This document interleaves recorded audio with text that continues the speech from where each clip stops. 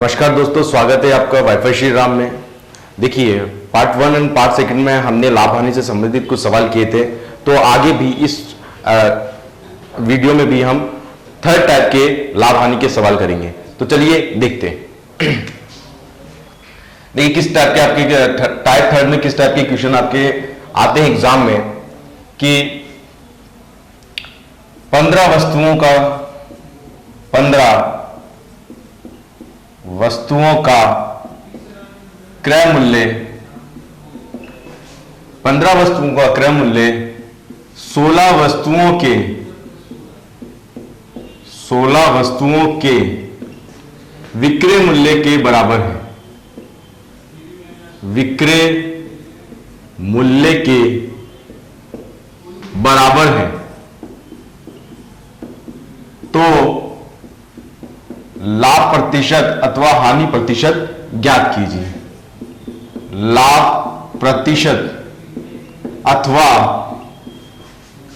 हानि प्रतिशत ज्ञात कीजिए। ये आपको सवाल दे रखा है। इस टाइप के सवाल आते हैं कि 15 वस्तुओं का जो क्रय मूल्य है वो 16 वस्तुओं के विक्रय मूल्य के बराबर है, तो लाभ प्रतिशत अथवा हानि प्रतिशत ज्ञात कीजिए।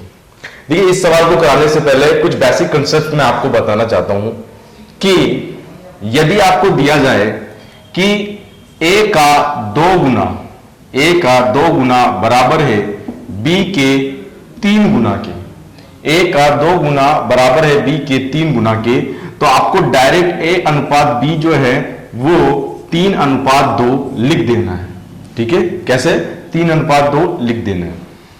जिस तरीके से आप इसको बेसिक से करके देखें तो कैसे करते हैं कि a इंटू 2 यानी कि 2a बराबर 3b आया, a बट्टर b बराबर 3/2 आया और a रेशो b जो है आपका 3:2 आया। तो ये चीज हम ना करके हमें क्या करना है, हमें सिर्फ डायरेक्ट जो है अनुपात लिखना होता है। ठीक है, किस तरीके से और आगे देखिए, ये a इंटू 2 बराबर b इंटू 3 है, तो 3 को इधर ले आए आप और 2 को इधर ले जाएं, तो ये हो गया आपका 3:2। ठीक है, और देखिए 7a बराबर है 9b के, तो a रेशो b क्या आएगा, a अनुपात b क्या आ जाएगा 9:7। ठीक है, और देखिए 1/2 a बराबर 1/2 a बराबर 1/3 b। जब आपको भिन्नों में संख्या दी जाए कि 1/2 a बराबर 1/3 b और अनुपात निकालने के लिए बोले, तो आप कैसे करते हैं, आप इस तरीके से करते हैं कि 3 को आप यहां पे लेके जाएंगे क्रॉस मल्टीप्लाई में और 2 को यहां पे लेके जाएंगे क्रॉस मल्टीप्लाई में, तो ये आपका हो जाएगा 3a = 2b। ये हो जाएगा। फिर आप अनुपात निकालते हैं कि इसको 2 ले जाएंगे और इसको 3 ले जाएंगे, 2:3, फिर आपका अनुपात आ जाता है। लेकिन ऐसा ना करके हम डायरेक्ट क्या करेंगे, क्योंकि हम एग्जाम की तैयारी कर रहे हैं और हमें समय बचाने के लिए एग्जाम में कुछ ऐसे मेथड यूज करने पड़ेंगे जो कि दूसरे स्टूडेंट नहीं कर रहे हैं। ठीक है, तो हमें क्या करना होता है देखिए, यदि आपको भिन्नों में कुछ दे दिया जाए कि 1/2 a बराबर 1/3 b है, तो आपको डायरेक्ट, यदि बट्टे में है तो आपको डायरेक्ट ये 2 है तो 2 लिख दीजिए, अनुपात 3 है तो 3 लिख दीजिए। ठीक है, ऐसे कर सकते हैं। सर अब देखिए यहां पे तो 1 था इसलिए हमने कर दिया, यदि ना हो तो देख लीजिए कैसे कि 3/2 a बराबर 2/3 b है। अब इसका अनुपात कैसे करेंगे, तो देखिए क्रॉस मल्टीप्लाई करेंगे, 3×3 9a, 2 दूनी 4b, फिर ऐसे 4:9, ये आपका आ गया a अनुपात b। ये क्या आ गया, a अनुपात b। हमें जो है मतलब कि बेसिक जो है इस तरीके से हम करते हैं, बराबर 4b, फिर a/b बराबर 9/4, इस तरीके से हमको बिल्कुल भी नहीं करना है। क्यों, क्योंकि ये टाइम कंज्यूमिंग होता है। ये चीज मैंने इसलिए बताई क्योंकि इन सवालों में ये काम आने वाला है, ये लॉजिक जो है यह इन सवालों में काम आने वाला है। क्या बोल रहा है, देखिए इसका सॉल्यूशन कैसे करते हैं। सॉल्यूशन देखिए कि 15 वस्तुओं का 15 वस्तुओं का क्रय मूल्य, 15 वस्तुओं का क्रय मूल्य बराबर है 16 वस्तुओं के विक्रय मूल्य के। ठीक है, 15 वस्तुओं का क्रय मूल्य बराबर है 16 वस्तुओं के विक्रय मूल्य के। अब देखिए रेशो निकालना है, तो 15 वस्तुओं का क्रय मूल्य यानी कि 15 गुणा क्रय मूल्य बराबर 16 गुणा विक्रय मूल्य, यही तो होगा। अब क्रय मूल्य और विक्रय मूल्य का अगर अनुपात निकाल ले हम तो कैसे निकालेंगे, ये 16 तो इधर लिख दिया, ये 15 इधर गया, तो ये हमारे पास क्या आ गया, क्रय मूल्य अनुपात विक्रय मूल्य। ठीक है, ये क्या हो जाएगा अपना क्रय मूल्य अनुपात विक्रय मूल्य, ये हो गया आपका विक्रय मूल्य। ठीक है, तो 16 आपका हो गया क्रय मूल्य और 15 आपका हो गया विक्रय मूल्य। तो आपको साफ साफ यहां पे पता चल रहा होगा कि भाई जो चीज 16 में खरीदी, मैं 16 में कोई चीज खरीद रहा हूं और उसको मैं 15 में बेच रहा हूं, तो डेफिनेटली मुझे हानि होगी, लॉस होगा। तो हानि कितने की हुई, हानि कितने की हुई, 1 की हानि हुई। भाई हानि तो हुई, 16 की चीज यदि मैं ज्यादा में बेचता, 18 में बेचता, 20 में बेचता, तो वो मेरा लाभ होता। लेकिन 16 में तो खरीद रहा हूं और 15 रुपए में मैं उसको बेच रहा हूं, तो लॉस हो गया, मेरे को 1 का लॉस हो गया। ठीक है, अब हानि प्रतिशत निकालनी है तो कैसे करते हैं भाई, 1 डिवाइडेड बाय किस पे निकलती है, हानि और लाभ, ऑब्वियसली क्रय मूल्य पर, तो 1/16 इंटू 100 कर दें। अब 4 चौक 16, ये हो गया आपका 25 चौक 100, 25 का 10 कितना हो जाएगा 12.5, 12.5 का आधा कितना हो जाएगा 6.25, 6.25% का आपको लॉस हो गया, हानि हो गई। और आपको पूछा भी ये था कि तो लाभ प्रतिशत अथवा हानि प्रतिशत बताइए। ठीक है, लाभ प्रतिशत अथवा हानि प्रतिशत बताइए, तो आपको 6.25 का लॉस हो गया। ठीक है, इस तरीके से हम इन सवालों को कर सकते हैं। आगे देखिए और कंसेप्ट क्लियर कीजिए आपके भाई। और भी मान लीजिए यहां पे कर दिया आपका 18, ठीक है, और विक्रय मूल्य के यहां पे आपका 18 कर दिया और यहां आपका 20 कर दिया। वही बात है, क्या करना है कि देखिए 20 वस्तुओं का क्रय मूल्य क्या आ जाएगा, ये 20 वस्तु का क्रय मूल्य बराबर किसके है, 18 वस्तुओं के विक्रय मूल्य के। ठीक है, तो क्या हुआ, 20 वस्तुओं का क्रय मूल्य दिया हुआ है 18 वस्तुओं के विक्रय मूल्य के। क्या करना है हमें, क्रय मूल्य अनुपात विक्रय मूल्य निकालना है। ठीक है, कैसे निकालेंगे, ये क्रॉस में गया 18, ये क्रॉस में गया, ये हो गया आपका 20, तो ये 18 और 20 ये हमारा क्या आ गया, क्रय मूल्य और विक्रय मूल्य का अनुपात आ गया। ठीक है, इसको और आप सरल करना चाहें तो ये कट जाएगा 2 से 9 बार और ये कट जाए आपका 10 बार। ठीक है, ये क्रय मूल्य का अनुपात है और ये अपना आपका विक्रय मूल्य का अनुपात है। अब देखिए कोई चीज आपने 9 रुपए में खरीदी और उसे 10 रुपए में क्या किया, आपने बेच दी, सेल आउट कर दी। तो जो चीज मैं 9 रुपए में खरीद रहा हूं और 10 रुपए में बेच रहा हूं, तो डेफिनेटली मुझे क्या हो रहा है, लाभ हो रहा है, लाभ हो रहा है। और लाभ कितने का हो रहा है, 1 रुपए का मुझे लाभ हो रहा है, 1 का लाभ हो रहा है। ठीक है, अब लाभ प्रतिशत निकालने के लिए क्या करेंगे, 1 लाभ किसमें निकलेगा, लाभ और हानि हमेशा क्रय मूल्य पे ही कैलकुलेट की जाती है, तो 1/9 इंटू 100, ये आप सोल्व करेंगे 1/9। ठीक है, परसेंटेज वैल्यू 11 से ही 1/9% का आपको लाभ हो जाएगा। क्या हो जाएगा, 11 से ही 1/9% का आपको लाभ हो जाएगा। सर मान लीजिए कि कोई स्टूडेंट पूछे कि सर ये उल्टा हो जाए तो देखिए उल्टा हो जाए मतलब कि अगर इसकी भाषा चेंज हो जाए तो किस प्रकार करेंगे, किस प्रकार से हम कर सकते हैं।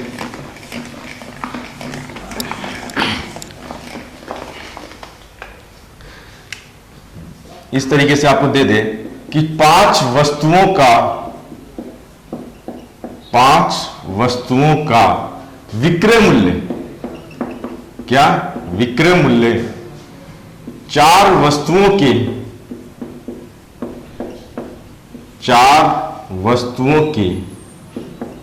क्रय मूल्य के बराबर है, के बराबर है, तो लाभ प्रतिशत अथवा हानि प्रतिशत बताइए। ठीक है, लाभ प्रतिशत या हानि, अब सिर्फ और सिर्फ भाषा का चेंज हुआ है, प्रोसेसिंग जो है वो आपकी सेम रहेगी। कैसे करेंगे? आपको पता है कि पहले ये लिखा हुआ है कि 5 वस्तुओं का विक्रय मूल्य किसके बराबर है? 4 वस्तुओं के क्रय मूल्य के। ठीक है, अब रेशो निकालना है 4, 5, ये आपका। अब देखिए, अब आप कंफ्यूज, आप देखिए, अब कंफ्यूज आप ना हो। क्यों? क्योंकि ये विक्रय मूल्य है, तो ये हो गया आपका विक्रय मूल्य का रेशो, और इधर की साइड में आपको दे रखा है क्रय मूल्य, तो ये हो गया आपका क्रय मूल्य का रेशो। ये विक्रय मूल्य हो गया, ये क्रय मूल्य हो गया। अब देखिए कि कोई चीज मैं 5 रुपए में खरीद रहा हूं और उसे मैं 4 रुपए में बेच रहा हूं, यानी कि मेरा 1 रुपए का क्या हो रहा है? नुकसान हो रहा है। भाई कोई चीज 5 में खरीदी और 4 में बेच दी तो नुकसान ही तो हुआ, हानि तो हुई। अब हानि प्रतिशत निकलेगी, तो हानि प्रतिशत निकलेगी, वो क्या होगी? हानि कितने की हुई? 1 रुपए की हानि हुई। ठीक है, और हानि या लाभ किस पे कैलकुलेट किया जाता है? क्रय मूल्य पर।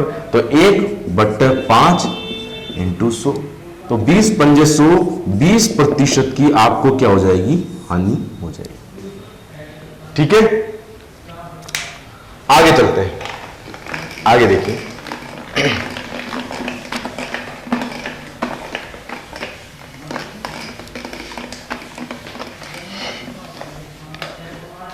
देखिए और किस टाइप के आपके प्रश्न आते हैं कि एक व्यापारी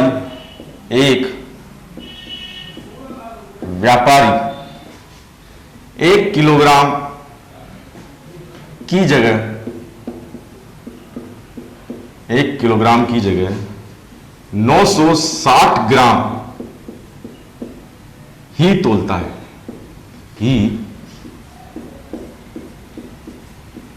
है,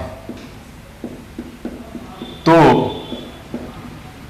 लाभ प्रतिशत बताइए। लाभ प्रतिशत बताइए।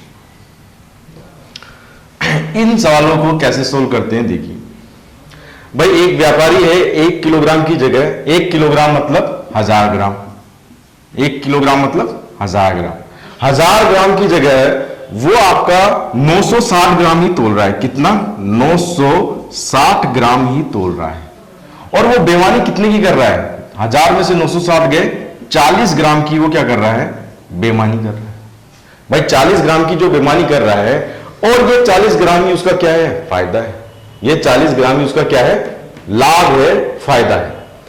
अब लाभ प्रतिशत निकालने के लिए हम क्या करेंगे कि लाभ प्रतिशत निकालना है हमें। ये 40 आपका क्या हुआ? लाभ हो गया। देखिए ये हो गया आपका 40। अब देखिए बटे में हम 1 किलो यानी 1000 ग्राम नहीं रख सकते। क्यों नहीं रख सकते? क्योंकि जिस तरीके से लाभ और हानि हमारा पिछले सवालों में कैलकुलेट हम कर रहे थे क्रय मूल्य पर, तो एक बार बताइए 1000 ग्राम की कोई चीज है, 1000 ग्राम की वस्तु है, मैं उसको 960 ग्राम में ही तोल रहा, 960 ग्राम तोल रहा हूं, तो मेरा फायदा जो है किस में हुआ? 960 ग्राम में ही तो हुआ। 960 ग्राम पे ही तो फायदा हुआ। 40 ग्राम का 960 ग्राम पे ही तो हुआ फायदा। क्यों? क्योंकि मैं तोल ही उतना रहा हूं। अगर मैं 900 ग्राम तोलता तो मेरा फायदा 900 ग्राम पे होता, मैं 800 ग्राम तोलता तो मेरा फायदा 800 ग्राम पे होता।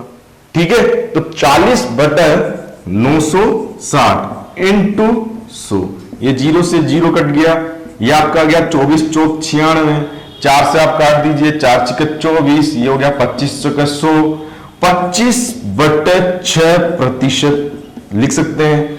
आगे आप करें तो 6 × 24, 1/6%। ठीक है, आपका जो लाभ प्रतिशत आएगा वो आएगा 25/6% या 4 से 1/6%। आप और देख लीजिए, 1 किलो है, 1 किलो की जगह यहां मान लो कि 800 ग्राम ही तोलता है। कितना? 800 ग्राम ही तोलता है। तो एक बार आप वीडियो पॉज कर लें और उसके बाद इसको सॉल्व करें, ठीक है। उसके बाद आप सॉल्यूशन देखें। देखिए 1 किलोग्राम है, यानी कि 1000 ग्राम की कोई वस्तु है जो आपको तोलनी है, और आप 800 ग्राम ही तोल रहे हैं, यानी कि आप 200 ग्राम कम तोल रहे हैं। कितना ग्राम कम तोल रहे हैं? 200 ग्राम। और यही आपका क्या हो जाएगा? लाभ प्रतिशत। तो 200 बटे कितने पे? 800 पे इंटू 100, यह आपका 4 बार आ गया आपका 25% लाभ। यह आपका आ गया 25% लाभ, ठीक है। अब देखिए नेक्स्ट क्वेश्चन, नेक्स्ट सवालों पे चलते हैं, किस तरीके के और सवाल आपसे पूछे जाते हैं, ठीक है। अब देखिए नेक्स्ट टाइप के क्वेश्चन किस प्रकार से आपको एग्जाम में पूछे जाते हैं। क्वेश्चन ये कि 1 रुपए में 30 संतरे खरीदे, 1 रुपए में 30 संतरे खरीदे तथा 20% लाभ पर बेचे, 20% लाभ पर बेचे, 20% लाभ पर बेचे। तो सवाल यह है, तो 1 रुपए में कितने संतरे बेचे जाएंगे? कितने संतरे बेचे जाएंगे? यह आपका हो गया सवाल। देखिए इससे पहले, इस सवाल को समझाने से पहले मैं आपको कुछ बेसिक कंसेप्ट समझाना चाहता हूं। वो देखिए आप कि मान लीजिए कि ये मैंने 50 लिखा, ये मैंने आपका ये संख्या है 50, और मैंने फ्रैक्शन वैल्यू लिखी जैसे कि 100 बटे 150, 160 बटे 100, 80 बटे 100 और 100 बटे 90। इस तरीके की मैंने वैल्यू लिखी, ठीक है। अब देखिए क्या होता है, इन सवालों के लिए हमें कौन सा बेसिक कंसेप्ट यूज करनी चाहिए एग्जाम में, वो देखिए कि 50 आपकी मान लीजिए कोई संख्या है, यदि मैं इसे 100 बटे 150 से गुणा करूंगा, 100 बटे 150 से गुणा करूंगा, तो हमेशा 50 से कम ही आएगा, 50 से कम ही आएगा। क्यों? क्योंकि इसका अंश कम है और हर बड़ा है, अंश कम है और हर बड़ा है, तो हमेशा 50 से कम ही आएगा। कैसे? ये देखिए 5, 3, ये 33, 1/3, इतनी संख्याएं आपकी आ जाएगी। नेक्स्ट चलते हैं, यदि आप 50 को 160 बटे 100 से गुणा करेंगे, 160 बटे 100 से गुणा करेंगे, अब आप देख रहे होंगे कि इसका हर जो है वो 100 है, इसका अंश जो है वो 160 है, यानी कि अंश जो है वो हर से बड़ा है। तो डेफिनेटली ये 50 जो संख्या का जो मान आएगा इसमें, ये 50 से ज्यादा ही आएगा। क्यों? ये आपका आ गया 16 पंजे 80। कहने का मतलब आप समझ गए होंगे कि ये फ्रैक्शन जो चीज है, यदि हम इसे किसी संख्या से मल्टीप्लाई करते हैं और उसका अंश हर से बड़ा होता है, जैसे कि इसमें अंश बड़ा है हर से, इसमें भी अंश बड़ा है हर से, तो संख्या का मान ज्यादा आएगा। और यदि हर अंश से छोटा है, हर अंश से छोटा है, तो संख्या का मान, जो हमारी वैल्यू आएगी या जो हमारा आंसर आएगा, वो हमारे एक्चुअल आंसर से कम आएगा, ठीक है। अब देखिए आप करते हैं सवाल को।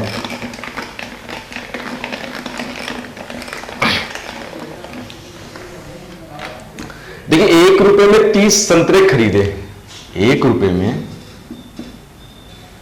30 संतरे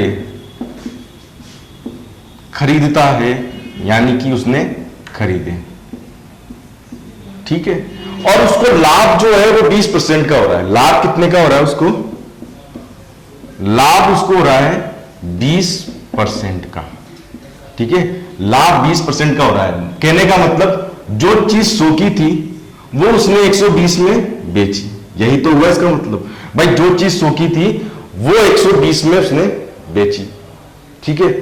अब आप ये बोल रहा है कि 1 रुपए में वो कितने संतरे बेचे कि उसको 20% का लाभ हो जाए। अब आप देखेंगे कि 1 रुपए में 30 संतरे अगर वो खरीदता है तो वो बेचेगा कितना। यदि मैं कोई वस्तु 1 रुपए में मैं 10 पेन खरीदता हूं, मान लीजिए कि 100 रुपए में मैं 10 पेन खरीदता हूं, 10 पेन 100 रुपए में खरीदता हूं, तो मुझे 100 रुपए में अगर मैं 12 पेन ही बेच दूं तो ये नुकसान होगा या लाभ होगा? ऑब्वियसली ये नुकसान होगा। क्यों? क्योंकि भाई 100 रुपए में 10 तो मैं खरीद ही रहा हूं और 12 बेच रहा हूं, तो मेरा नुकसान ही हो गया। लेकिन 100 रुपए में पेन मैं 10 खरीदता हूं और 8 ही बेचता हूं, तो 2 पेन अभी भी मेरे पास है, तो वो हो गया आपका लाभ। वो क्या हो गया? लाभ। ठीक है। अब देखिए, फ्रैक्शन वैल्यू समझाने का मेरा मकसद क्या था कि इसमें आपकी 2 फ्रैक्शन बनेगी, या तो 100/120 बनेगा या 120/100 बनेगा। ठीक है। अब आप 1 रुपए में 30 संतरे खरीद रहे हैं, 1 रुपए में 30 संतरे खरीदे हैं।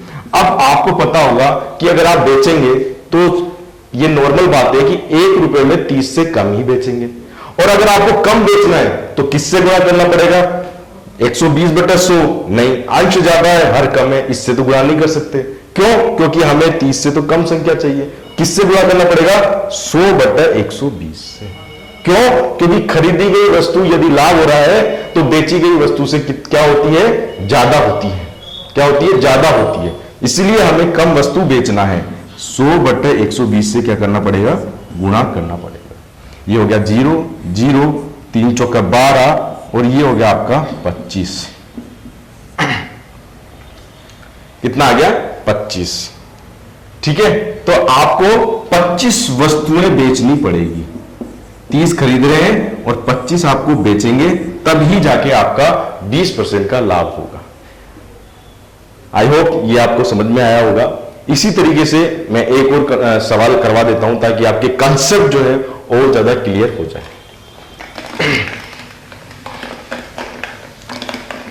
देखिए, 1 रुपए में मान लीजिए कोई 6 संतरे खरीदता है और उसे 20% लाभ पर ही बेचता है, तो 1 रुपया अब कितने संतरे बेचे जाएंगे? ठीक है। 20% लाभ है, मतलब 100/120, या तो ये चीज होगा या फिर 120/100, या ये फ्रैक्शन होगी। मैंने 6 संतरे खरीदे हैं, अब खरीदे हैं तो बेचूंगा क्या? कम बेचूंगा, तो किससे मल्टीप्लाई करने पड़ेगा? जिसका अंश कम है, तो 100/120 से मल्टीप्लाई करने पड़ेगा। ये आपका कट जाएगा 20 और ये हो गया आपका 5। तो 5 संतरे आपने क्या करे? बेचे। 5 संतरे बेचे। कितने संतरे बेचे? 5 संतरे आपने बेचे। इस तरीके से सवाल देखिए, एक और सवाल देखिए।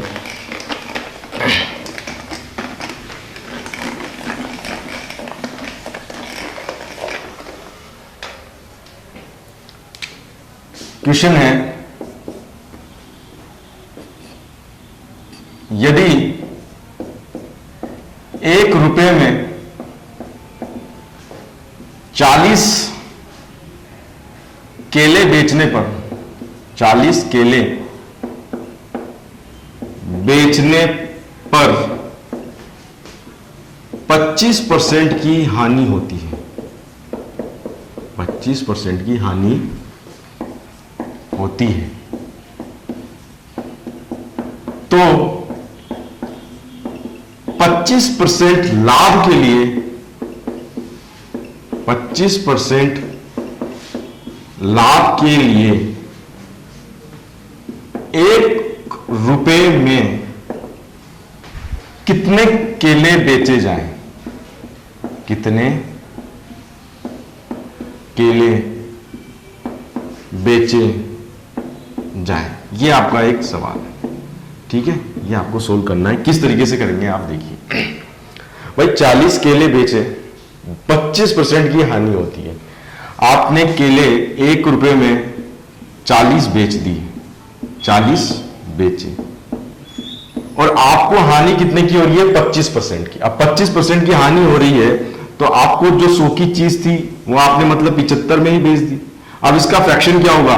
75/100 या 100/75, यही होगा।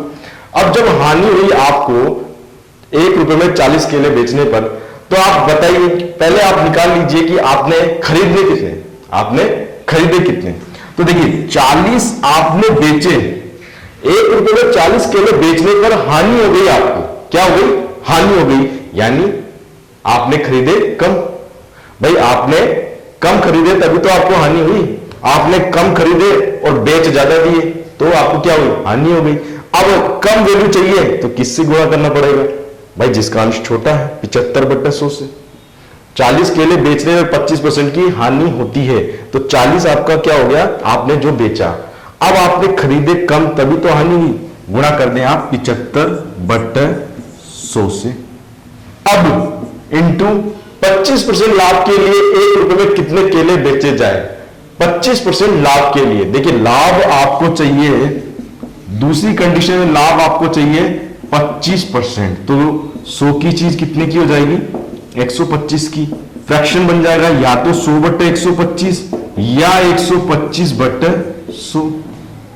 अब आपने ये केले आपने ले लिए, खरीद लिए, अब बेचेंगे कितने, कम ही तो बेचेंगे, कम बेचेंगे तो किससे गुणा करना पड़ेगा, 100/125 से, तभी तो मान जो है वो कम आएगा हमारा, 100/125 से। तो देखिए एक लाइन में हमारा आंसर इस तरीके से आ सकता है, टाइम कंज्यूमिंग नहीं है और कैलकुलेशन जो है वो बिल्कुल इजी हो जाएगी।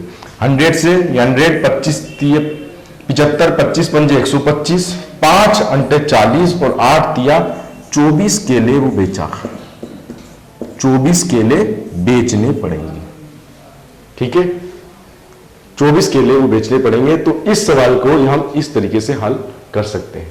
ये 75/100, 100/75 जब आप अभ्यास में आ जाएंगे तो आपको बिल्कुल आसान लगेगा, इसमें कोई दिक्कत नहीं आने वाली। तो आई होप कि ये आपको जो मैंने पढ़ा है वो समझ में आया होगा।